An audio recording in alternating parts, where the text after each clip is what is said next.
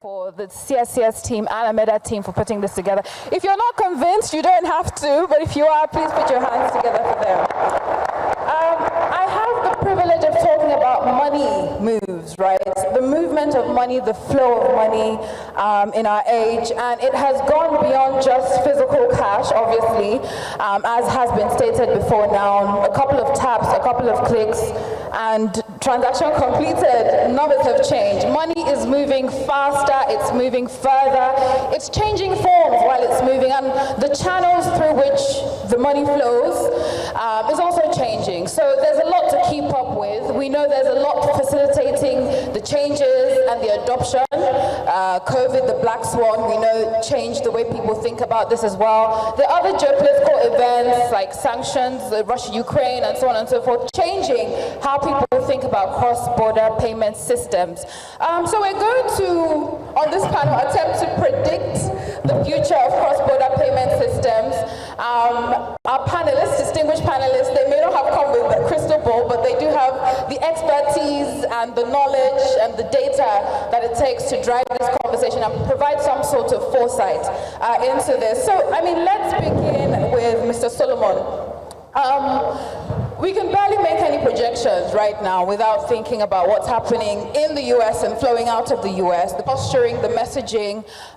So tell us a bit about that, how the posturing and the messaging from the US, and we know it's one of those economies that when they sneezes, many other countries catch a cold of some sort. So how is that affecting how people think, or the cross-border payment system space? Thank you very much, Joanna, and thank you, AMEDA, for having us here. Indeed, the global financial landscape, the global landscape generally is fast evolving, and companies around the world are having to navigate very difficult political instability situations, economic protectionism, particularly economic protectionism, where you find certain countries in the world aiming to protect their economies, and is also having an impact on the financial ecosystem. But one thing has remained resilient, and that is trade. So despite all that is happening in the world, trade has remained resilient. And we also see this on the SWIFT network, where we find double-digit growth occurring on the network. And this is quite a very positive thing, because despite all of the instability and uncertainty, we still find that trade remains resilient. The SWIFT ecosystem is a platform that provides interconnectivity, interoperability for the world's financial system, and that's really very huge. We have got 11,500 financial institutions connected on the network, 200 countries, 4 billion accounts, 150 currencies. We literally move the world's GDP every 2 to 3 days. $20 trillion approximately is exchanged in value on a daily basis. So we're kind of in the crux of the global finance ecosystem. We've been around since 1973. We pride ourselves as a grown-up fintech, as it were. So yes, we are also having to navigate the storm, navigate the tides, and find new ways to work around geopolitics and all of that. So technology is actually not technology is the easy part. I think the more difficult part is scalability, resiliency, security, and governance. And these are the things that we put a lot of focus on to ensure that we are able to do what we do best, help the world to move value. It's really about value. It used to be the gold standard in the days past. Later, we've got fiat currency. And today we are all talking about digital currency. And what SWIFT is aiming to do is position itself to ensure that whatever it is, fiat currency, digital currency, CBDC and all the likes, stable coins and whatever it is, we are able to provide interoperability to innovative ecosystems and platforms that would want to integrate with the rest of the world. On the SWIFT network, we've got the CSCS as part of that ecosystem, FMDQ as part of the ecosystem. We've got regional payment systems, multi-regional payment systems. We currently have an ambition to connect instant payment systems across the world. So it's a world where we are navigating, but we are finding ourselves as we evolve. Indeed. And of course, there has been a lot of, I would say, buzz around an alternative cross-border payment system, and that's introducing the idea of competition. How does that somewhat change things? Are we expecting more efficiency, especially when it comes to the speed and the price, right, the cost? Is it going to be cheaper? What is competition going to do within the cross-border payment system space? We think that innovation has come to stay. The world will continue to demand for more, require optimization in processes. And so these are the things we begin to find. But we believe that there is a non-competitive space that is required in this ecosystem that is not driven by profits, which literally enables any participant in the world, any innovator in the world who creates new solutions around payments and the financial landscape generally, to be able to interoperate, right? And that's really where we are building value, we are creating value, because as you know, SWIFT is a cooperative owned by financial institutions. So we try to ensure that as innovation scales, it's blockchain today, public or private blockchain, so long as it's regulated, we are positioning ourselves to be able to add value. So that's why you see that we are connecting the world, right? Regardless of what's innovation that comes. For everyone on this panel, if you would find one in the news media where we say we're collaborating with Visa, we're collaborating with MasterCard. So whatever it is, there's room for collaboration. And so we don't really see competition as a threat. We see it as a way to grow the financial landscape. An opportunity. And we'll get round to those partnerships that need to be made in due time. But I'm coming to you now, Nkari Tucker, right? As a regional VP of an organization that, of course, processes payments between banks of merchants, right? MasterCard. What do some of these trends within the cross-border payment space, what does it mean for the organization? What does it also mean for the customers and the clientele? Thank you very much, Joanna, and thanks to AMEDA for having me here. MasterCard indeed is at the epicenter of payment flows, whether it be domestic or cross-border. And what we've seen is there's a huge rise in instant payments. We can see what's happening in Nigeria with account-to-account payments, and that experience is expected by customers when they're also making cross-border payments. They want transparency, they want speed, and they want control. Then you talk about the banks. The banks no longer want to play the role of corresponding banking or loan. They want to be in the heart of that real-time value exchange. And then you look at the merchants. The merchants want to get paid, and they want to get access to global markets. And so our business has to evolve. A lot of people knew us as a card company, and we've changed that narrative a long time ago to become a technology provider. And we've made a lot of investments recently around real-time payments. How do we ensure that we are connecting and creating the gateway for people to move money instantly? You mentioned interoperability. I think that's very key. You'll see that happening already within national schemes like PAP or Brunei in the Middle East. But I think the transformation comes with how we then connect these ecosystems so that they create a platform for cross-border payments. We've invested a lot around digital identity and tokenization, but it's really around ensuring that there is security in the transactions, and we're 5 steps ahead of the bad actors.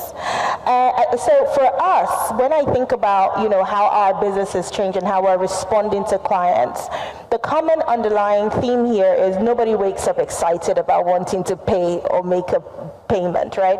So our job is to make that experience seamless, remove the friction that has traditionally come on the back of cross-border payments, which is, the dependence on corresponding banking chain results to high fees. It results to day-long delays in settlements. And the average man on the street, the SME, it's not easy for him to pay his supplier. So we connect the ecosystem with solutions that we have built in MasterCard to ensure that we remove that friction and create a pleasant and enjoyable payment. I mean, you basically answered my next question on the solutions that you're preferring, but it's great to hear that you're keeping up with the needs of your clientele. I'm coming now to Kayode, obviously, and we know that aside from the channels themselves, the assets that are being exchanged in trade are also evolving and changing. Some countries may be ahead. For example, last year, China, 38% of its trade was conducted outside of the traditional system. So what are the opportunities here for Africa, for the Middle East, and how do we engage with some of these changes and trends? Okay, thank you, and thanks CSCS and AMEDA for this opportunity. I will first start by saying that Africa today is one of the top 3 continents when you look at migrants. People are moving, talking about immigration from the continent to other places. And what that means is simply looking at cross-border payment, looking at trade. That means there are opportunities to send and to receive. And what do I mean by that? What that means is you have people in families who have gone to look for greener pastures. They have to send things to the family, and then where family needs to support them, they also need to send things to them. And so from where I see the opportunities are around the lower pricing in terms of cost. And I will say that more importantly, I see what I call defragmentation of payments across board. And what that means is that as things evolve in terms of looking at cross-border payments, digital currencies, users will continually gravitate to those options that makes it easier for them to access their funds, that is lower in terms of cost and is also timely, looking at instant value. That's where I see the opportunities. All right, and considering the Pan-African payment and settlement system that is, going on, there's a lot of buzz around that here in Africa. Yeah. How are you, from the banking perspective, engaging, and perhaps is there a need to accelerate efforts with this system on ground now? Okay, thank you. So PAPS Pan-African Payment Settlement System is an initiative of AFEXIM through PAPS, and UBA is at the very forefront of that. We are one of the first 4 institutions that launched that across 6 countries in Africa. Currently, there's a plan to expand that to 15 countries by PAPS. But what's PAPS really? PAPS allows customers or those who want to make payments to other people in other markets, maybe for trade or for services, to send money from their country in their local currency, and payments are also received in the other country in local currency. Today, what actually has happened is that if you want to send money before PAPS, if you want to send money between African countries, you have to look for traditional ways to make that happen. At UBA, we have Africash that allow you to move money between countries in Africa. We're in 20 countries, so we are able to make that happen with that. We have UBA Connect that once you have accounts in one country, you can also transact from the other countries on the confine of regulation. However, beyond that, other means, if you want to send money to any other country, it first goes out of Africa before it comes back to Africa. And that's what PAPS has come to bridge. Where if you're in Africa, you can actually send money to Africa in your local currency, and it can be received in local currency. So I strongly think it should be encouraged, because it's something that will open up the landscape across Africa for payments. Hopefully we see that happen here.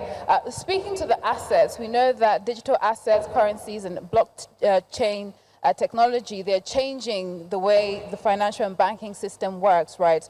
And there is that notion that it's going to challenge and subvert some of the pre-existing systems and assets on ground. So, I mean, is it going to complement, challenge, compete? What are your thoughts around this? And, I mean, will the financial and banking systems on ground, will they come out more resilient out of this whole thing?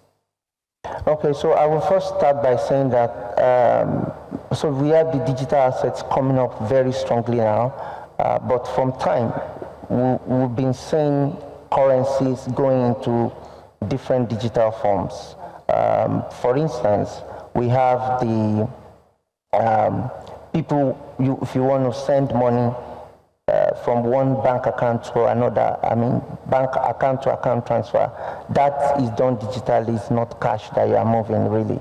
You just log in. So it's a form of digital currency that started before, just that it has gone to a new level now, so which is now talking about digital assets, which speaks to the CBDCs. And I think in the medium term, it will complement, but time will tell.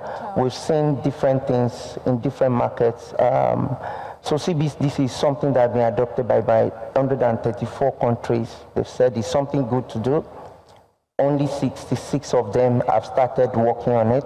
And then if you look at where we are in Nigeria today, we actually have eNaira that was launched a few years back, and the adoption has not been really great. I think why do you think that is? Okay, and that's what I was about to say. I think what the markets respond to is value. If you bring any product to the market, there must be a value proposition that product is responding to. And if that happens, that will change the whole landscape. And I think I'm aware that currently the central bank is actually reworking and relooking at that proposition so that it can answer true value. Why? Because the eNaira today is just like a different form of the same currency in your bank account. So we are part of that, and we are part of supporting the regulators to turn that around. Interesting. And I remember one of the panelists in a previous panel mentioned that CBDs are taking too long. Central bank digital coins, they're taking too long, and we're moving on beyond that to stable coins now. Do you agree? Is that what's happening? Is it taking too long? Are people losing patience with it? Well, it's taking some time. And what, like I said, is that what I'm saying, I mean, what we're saying in the market is that people are actually moving to stablecoin, and the answers are very simple. People want to keep their money in a safe way. They want value, something that when I put my money, I can preserve my value, and that's why you see people also moving to other form of currencies, because they want preservation of their currency, of the value they hold. So we're seeing that happening in the market. However, the regulators are looking at the central bank, I mean the CBDC. In some markets, that's why they've created the stable coin that is backed by the regulator. And that is why it's called the CBDC, because when you look at these stable coins in two formats, one is backed by a regulator called the CBDC, right? And then the other ones are like the cryptos that are not backed, that are market driven. So we will still see, in the medium term, see both running on the different paths, yeah. But I mean, I believe with time, the central banks will be able to come up with propositions that can match the market-driven stablecoin. Yes, I mean, that'll be interesting to watch, and we'll keep our eyes out for that. I'm coming to Andrew Waboy now, with the potentials, especially for local economies with adoption, right, when it comes to currency stability and, you know, what this could potentially mean for emerging economies. So what I believe is that for the economics to be able to take advantage of what we're seeing happening in the digital space, there needs to be a lot of synergies. There needs to be interoperability. there needs to be a framework by which how players within this space utilizing these assets are going to operate. There also needs to be a championing of how players are regulated or are monitored across the different platforms. So beyond just building and design and making it available, players in the ecosystem need to come together and agree how each person or how each entity is going to be accountable in terms of all of these assets. Because increasingly we are going into a space, everybody in the previous panel was talking about the future. It's a place where a lot of people do not understand at the moment. So it's important to build the rail guards that is going to, first of all, like Kyle was saying, ensure that the appetite and trust is there, but also ensuring that the adopters or the people that are bringing this into the market are following prescribed and agreed standards. Right, and we'll delve into that much later in just a bit. But I'd like to come back to Solomon on this. Obviously, blockchain technology and the CBDCs, trying to envision what it will look like. Will they be built upon existing payment systems? And how will existing payment systems perhaps incorporate this fast evolving technology? Interesting question. I think based on the trend and what we already see, legacy systems cannot scale the new technologies that has emerged. So what's happening today is we're finding new innovative systems being built from ground up, and that innovation is also requiring the need to integrate and interpret with legacy systems. So we will see a future where it's going to be there's going to be some sort of exchange between digital currency and fiat currency and digital currency, and of course any other new technology that emerges, because I don't believe that we've seen the last of it. There is still more to come, because we found that the world of value needs to really evolve. It's been the same in the last 30 years. And now it's beginning to find a new form of expression. So yes, I believe very strongly, and also we believe at Swift that these new technologies, these new solutions, blockchain, will continue to evolve. We are incorporating these new technologies also in our own platforms as well. We've got an AI model that empowers fraud detection and all of that kind of stuff. So yes, I think the future is a world where new solutions will emerge, but there's going to be a fusion at some point, because they will not be standalone systems. That's not going to happen. Yeah.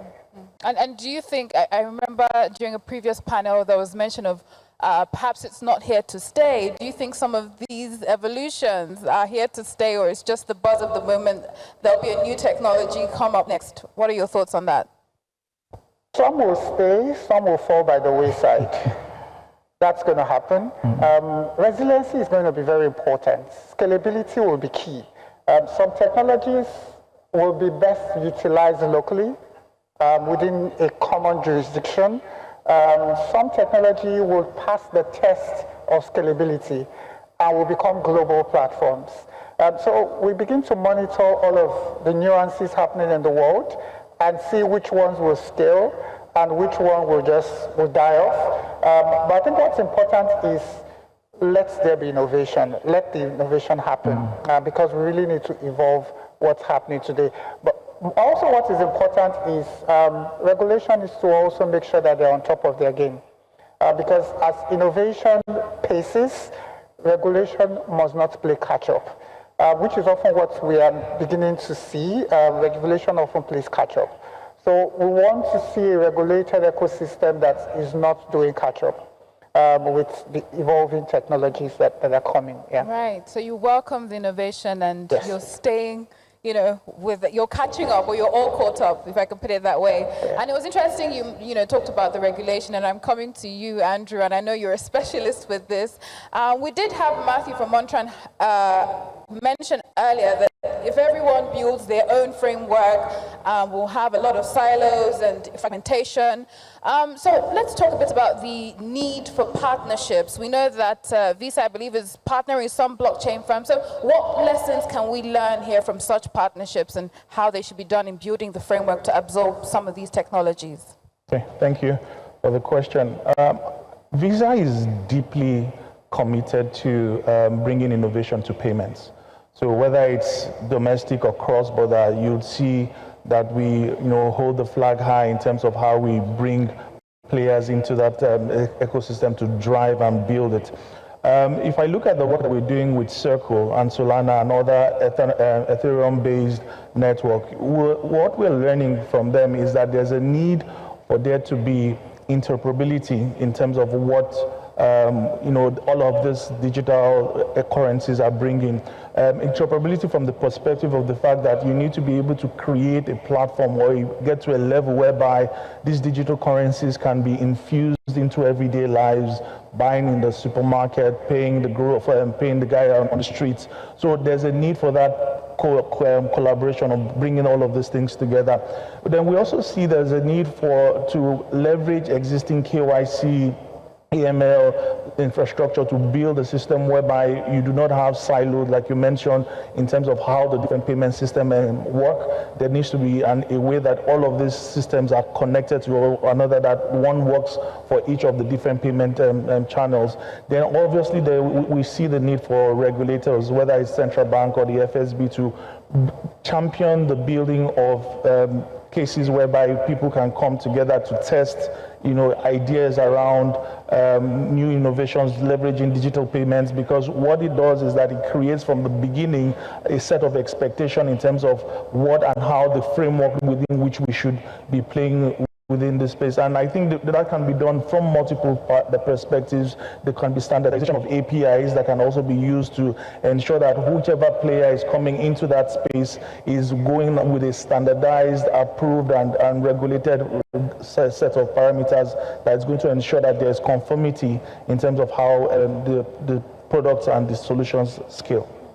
And how can we do this in such a way that there's financial inclusion and there's also economic stability? It doesn't, destabilize or turn anything on its head while we're adopting these technologies. Good question. So I think one of the key ways to do that is to come together, have like a public-private sector committee where every player in that space comes together to understand what are the needs of the constituents that I serve. So whether you're talking about the banks, whether you're talking about the central, because obviously there are different constituents for each of the players, whether you're talking about the payment companies, whether you're talking about the fintechs, everybody has a constituent that they are trying to solve for. So once you have that kind of committee and they're working together to ensure that the needs of those committees or the constituents are being met, as well as within a framework or a platform that ensures security, that ensures cost effectiveness, and ensures that there is scalability, then that will be able to ensure that those solutions and conversations that are being had filter down to the bottom of the pyramid. Interesting. And while, as Solomon said, it's an innovation that systems are keeping up with, right? They're not being left behind with the trends. And, you've highlighted, our panelists have highlighted the potentials in it. Just briefly, the risks also involved and the requirements that need to be met before adoption. So the risk, basically, from where we see it, is that there is a need for there to be also, back to the earlier point I made, that you need to be able to find a way to bring all of these solutions together. Part of the major risk is that if they are standalone or silos, you stand the risk of run on the banks if there's not an integrated way of how consumers or users of the digital ecosystem can leverage those platforms. Then there's also the risk of where you look at the fact that when digital currencies become open, there could be less for banks to lend if individuals or consumers move all their assets into those platforms. There are also risks that can be addressed through, like I mentioned earlier, standard formats that the banks can adopt or players can adopt, driven by financial regulators, to ensure that all of the parameters that we are going to drive the adoption and usage are well taken into account. Indeed, and I'll come to Kayode in a moment, right? But first, Carrie, how should customers approach all these fast-moving trends and innovations within the cross-border payment system space? No, I think that's a really good question. I think the broader consideration for me would be around how we start to create this interconnectedness across the various rails which customers use to pay, whether it's a card rail, whether it's a wallet, whether it's a digital currency, whether it's a tokenized asset. And I think that when we look at the current state of play, it's really an indication of how the evolution is starting to show on how money is moving. I want to touch on a point that you made around, the digital currency and the utility of the digital currencies that we are seeing. Retail CBDCs we thought was the future. Right? It was supposed to drive financial inclusion. It was supposed to, be this trendy thing that drives a more digital inclusion, because it's programmable money, and it's got these fancy dashboards. But the reality is, as you mentioned earlier, is that the adoption has been relatively low. It's been low because the user experience has been uneven, the infrastructures aren't really talking to each other. And so you start to see a migration into the world where we're considering wholesale CBDCs, which are more, they're faster, but more laser focused around creating efficiency when it comes to digital currency payments. And I think that's really, really important, because it really addresses some of the concerns that the regulators have in terms of visibility, in terms of trust. And quite frankly, whether it's a CBDC, whether it's a stable coin, whether it's a tokenized deposit, the most important thing for scalability here is addressing these issues. Trust, it's about addressing utility, and it's addressing interoperability. A CBDC that has been created for the use of only one ecosystem can be quite exciting, but extremely limited, right? And that is why it's important that we start to create those the connections, not only between the blockchain ecosystem, but actually infusing it into commercial transactions, so that there is a similar experience between how I pay with my fiat and how I pay with my stable coins, whether it be for domestic payments or cross-border payments. But I think interoperability is the most important thing that we need to really address right now. And why it's important is because a fragmented ecosystem of standalone digital currencies cannot facilitate cross-border payments. That is the reality that we have. And that's where MasterCard comes in. We recognize these limitations because we've done it before. Many years ago, I'm sure no one in this room can remember when this happened, but a lot of banks were also very fragmented, both domestically and internationally. Different currencies, different jurisdictions, different standards. And so card schemes like MasterCard and Visa came together and designed the framework on which we could create a standardized user experience for cross-border payments. And I think that is what is lacking now in terms of these digital currency utility. And that is what we have now built with the MasterCard multi-token network that addresses all of these concerns, ensuring that we're working with regulators to build the right framework and infrastructure and policies, building the standards with key CBDC central bank partners and blockchain processors. We're building all of this to ensure that we're able to really make it a utility rather than something that seems still very much high level. Yeah, thank you very much for that. And I would like to give room for questions from the audience. I'm not sure who's going to coordinate that, but if you do have questions, do signify. While we get the panelists, each of you, paint a picture of what the future of the cross-border payment systems look like for the banks, right, and financial institutions, for the existing cross-border payment system, for you, Mr. Solomon, for customers, and finally, Waboy, for the regulators. Okay, thank you. So I always like to start by saying that so we're talking about creating future of what the... 30 seconds, please. You said? In 30 seconds. Oh, in 30 seconds, okay. Okay, so I think the future interoperability will play a major role in the future of digital currencies and payments. That's the first thing I want to say. The second thing I would say is that creating use cases that appeals to customers, people who will use it, that's what we actually play the larger role in the future. Thank you. Thank you very much. Mr. Solomon? I think the future, there's the need for standardization. So I see a future where we will all speak the same language. At the moment, standards vary. I know we're trying to drive harmonization within the SWIFT ecosystem with our ISO 20022 migration, which we've been on for almost 5 years now. I think the future will be a future where we'll speak the same language, regardless of technology and platforms. And we'll see a future where instant payment systems will also become cross-border, we integrate with cross-border rails. And cross-border payments might just become instant as the world continues to evolve. That's a major solution, right? Instant timing. That's Solomon Ozoza, the Regional Country Director, West Africa for SWIFT. Before that, we had Olukayode Olubiyi, Group Head, Digital Banking at United Bank of Africa. Now to you, Carrie Tucker, the Regional Tucker, I beg your pardon, Regional Vice President, Customer Solutions MasterCard. I think for me, the future is one that gives the clients control, speed, efficiency, and trust, right?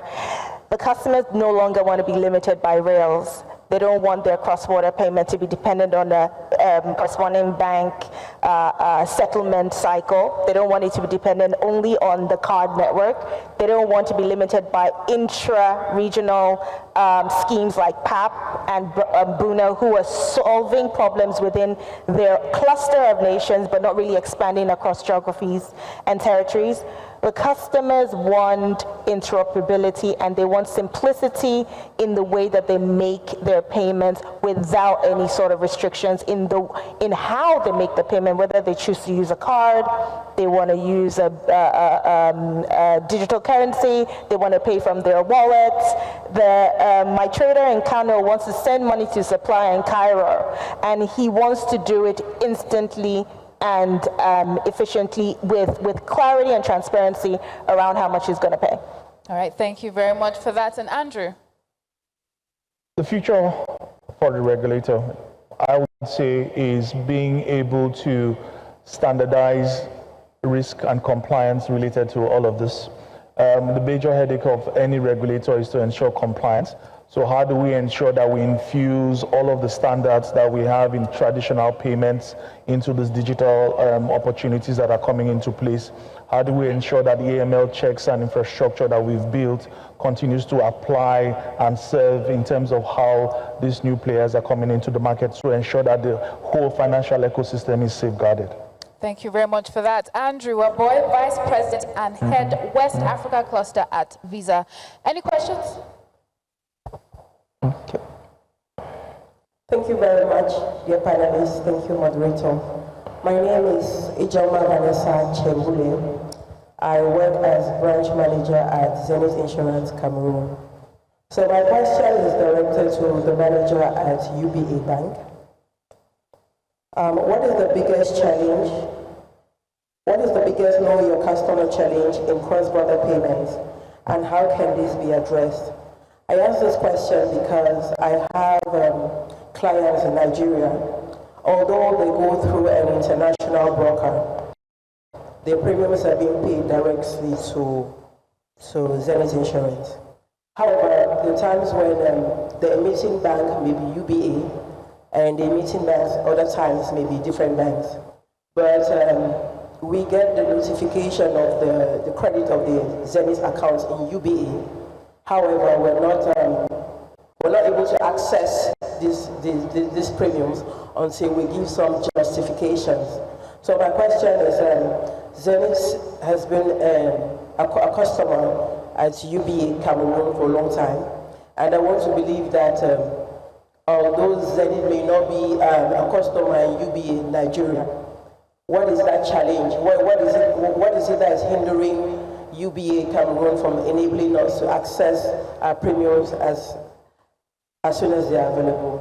Thank you very much. I can go on. Okay, thank you very much for that question. I would say that KYC is one of the things that is very important. It's compliance. It's about knowing your customer. I think for us at UBA, we don't just know our customers, we also want to know our customers' business, which is the second level of KYC. The third one is enhanced due diligence, which is going a step further to then know, okay, are there concerns that we have with this customer, with the type of transactions and values that we're seeing in the accounts, and then giving them service to that effect. So what I would say is that as long as you have met all the due diligence requirements, I don't think there's any reason for you not to get value for your payments or premium in Cameroon. Interestingly, I happen to have a group role, so I oversee businesses across all the 20 countries, digital businesses. So it's a conversation I can take on with you and then have conversation with the team on ground.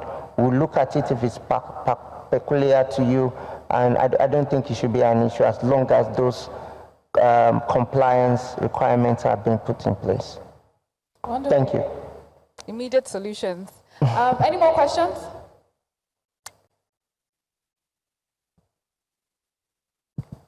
Sorry, Haruna Jalo was you should stand up. This is a question for all of you. I've got SWIFT, Visa, MasterCard, as well as the bank. Okay. When do we get instant payments cross-border, specific? And maybe just a hint of what you're doing to ensure that that gets happened. Because today, yes, I can make a transfer to, say, from my UBI account to Barclays. Maybe in 20, 30 minutes, it gets there. But then there's a KYC that's done that could delay access to that fund. So to the cards, well done on the EMV and all of that which you've done over the years, bringing standards.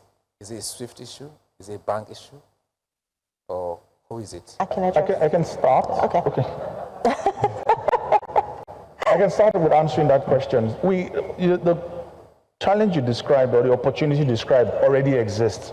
And I will speak from the fact that Visa has a product called B2B Connect that facilitates cross-border payment near instantly. So it's a solution that rides on blockchain that facilitates the movement of currencies irrespective of corridors, like I said, near instantly. The challenge that we see, and I think a number of us have already spoken to it already, is some of the solutions exist, but they exist in pockets. How do we come together and build that interoperability? And that's a conversation that is ongoing across multiple platforms. But to answer your question specifically, it is a solution that exists today, and over the next few weeks and months, I'm sure that we'll continue to discuss how we interconnect it and bring the solutions together. Is there a future where we have instant cross-border payments? Absolutely. Instant cross-border payment already happens on a P2P basis today, but with the scale and the volume that is happening on larger corporate transactions, there are requirements that need to be met. So the answer to the question is yes. It's already happening near real time today, but instant is already happening on a person-to-person basis right now. And I think, Andrew, you've said it all. The card networks have decoupled their business to leverage their global footprints so that we're able to deliver instant or non-carded payments from a remittance and cross-border payments perspective. MasterCard also has MasterCard cross-border services. We've actually deployed with quite a few banks in Nigeria. It connects to all our over 200 territories globally, right? Where you're able to make, when we say near instant, we're talking 3 minutes, right? We're able to make instant transfers to any country that MasterCard has an operation in, and that's over 200 locations. I mean, we are bounded by regulation and what regulation permits, so you still have those transaction limits, whether it be P2P or B2B, but the reality is that future is here already because the schemes have delivered those solutions in market. The conversation we now need to have with our partners is how do we build the right use cases to drive scalability? How does it apply to your business? How does CSCS now leverage these rails to further connect with its consumers? And these are the opportunities that I think are pertinent that need to be unpacked. All right. A follow-up? Okay. I'm glad to have all of you guys. So let me give you a real case situation, right? So we are the transfer agents for the federal government savings bonds that's just occurred. And one of my biggest challenges is cost. All right, so I want to pay coupons. And by the time that coupon hits the account of the individual in his domiciliary account in Nigeria, I don't want to talk about the numbers, it's crazy. It almost eats up whatever, return he's going to get. What is the challenge around the cost to move money across borders? Is it an infrastructure issue? Is it a bottleneck? Is it a regulatory matter? Because I guarantee you, everybody cherry picks across the transaction, whether it is a bank, is an intermediary, SWIFT, corresponding bank, and then back the same circle again. There has to be something that we've got to work on. Carrie, you remember we went to you guys and said, do you guys have a solution for us to help us deal with this? What's the answer? Well, I'll be giving up some trade secrets now if I give you the answer on the stage, on the podium. But you have a very valid point. I think the traditional way with which money has moved in the use case that you gave with coupons is very expensive. It's very cumbersome. You've got to go to America for it to come back into Nigeria. That fundamentally layers a lot of costs in terms of transaction flow and transaction processing. The solutions that, Andrew and I are talking about rides, yes, on the network that connects the globe, but it is different in terms of how the money actually moves. So if you want to do a transfer leveraging old rails, you encounter the problem that you're encountering. But we design solutions where we can actually push payments directly to card, for example. So instead of it being a SWIFT transfer that comes back in, apologies SWIFT, right? You can actually push payment directly onto card, and you can push them instantly as well. But there are capabilities that we now need to discuss around what infrastructure do you have, what does the bank have that can facilitate the movement, so we can actually build a solution end to end for it to deliver on the promise. But the building blocks are there. We just need to piece them together to really address the challenges that you've aptly stated. All right. And Kayode, real quick. Yes, I wanted to make a comment, and I wanted to say what you said is very real. So even personally, if I have to make like an international transfer, I look at the cost, and I'm sure everybody does. But what I can say, one is that there are players that are coming up now. So the cross-border payment landscape is evolving, and the evolution is happening very fast. How is that happening? We are now having players who are aggregators that are playing at that level, and they are crashing the cost of sending payment across borders. And when my colleagues here said that interoperability will be critical, looking at this in the future, that is one. I think the second one I want to speak to, beyond the pricing, is what Carrie had spoken on. With time, I think the cost, and I do work with everyone here, interestingly from SWIFT to MasterCard to Visa, we are able to deliver funds either to cards directly at a different cost. We are able to deliver funds to account number using these different rails. So when I said earlier that I see defragmentation of cross-border payments. That's going to happen. Maybe standardization will come eventually, but everyone will have to sit up, if I can use that word right now, because it's the customers that will ultimately determine the preferred rail in the future of cross-border payments. Thank you very much for that. And finally, Andrew. Now, I was going to mention, I'll add on top of what Carrie was saying, that, like I said, we have live use cases operating in Nigeria today between banks and correspondents outside of the country that facilitates movement of funds for potentially a fraction of what you typically would get on the standard rails. Yeah. So it is a conversation that we'll be happy to have if you're interested after this conversation, after here. Thank you very much. And for the grace, we know we have overshot our time, but thank you once again. Please a round of applause for my panelists. Thank you. Please also put your hands together for Joanna. She did a fantastic job.